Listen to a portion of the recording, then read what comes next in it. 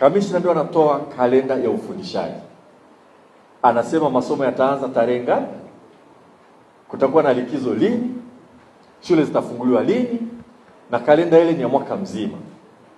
Na waraka wa kamishna ni waraka wa kimamlaka. Kwa hiyo mimi ngoja niseme moja hapa. Kuna wakati shule zinaongeza muda wa kukaa shuleni kwa sababu pengine hakuna uhaba wa mwalimu. Kwa ule muda wa kufunga shule wanafikiria hebu tuongeze muda kidogo tufidie masomo ambayo hayajafundishwa.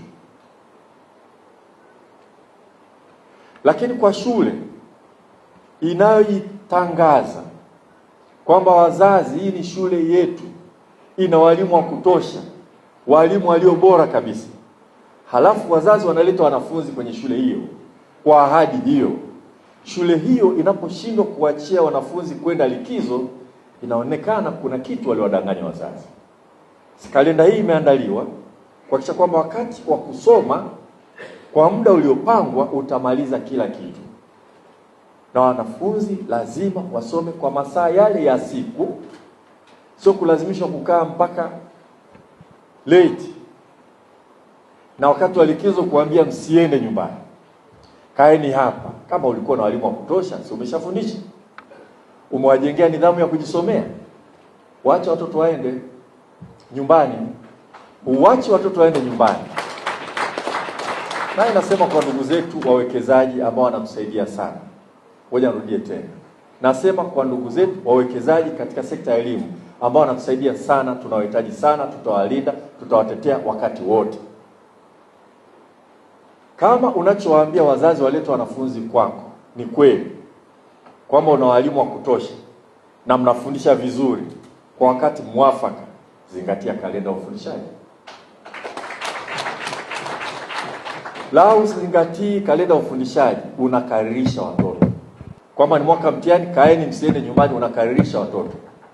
Na sisi tunaanza kuona dalili kwenye Samia Scholarship.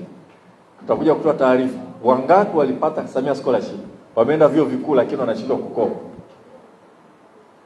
Lazima utrace wametoka wapi. Kwa hiyo ni wito wangu kwamba katika usimamizi wa shughuli za wizara sote tujaribu kuzingatia yale majukumu yetu. Nimetoa mfano wa kamishna wa elimu, na mojawapo ni la kalenda ya ufundishaji. Na kalenda ya ufundishaji natoa niseme kwa sauti kubwa kabisa kwamba pale penye upungufu, nadhani naeleweka na taratibu zipo, kwamba tunataka tuongeze siku za kukaa kidogo, tuongeze hata masaa tufidie, na hata akienda mdhibiti bora kitizama atasema ni kweli. Lakini wewe unachukua ada ya mwanafunzi, ya mzazi, kwa ahadi kwamba una walimu wa kutosha, halafu wakati wa mtihani unawaambia hatukufundisha, tunataka wakae hapa tuendelee kuwafundisha. Swali letu ni kweli uliwaambia wazazi ukweli?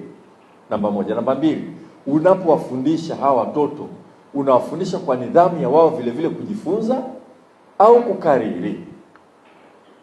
Kwa hiyo wale tungeomba tuzingatie kalenda.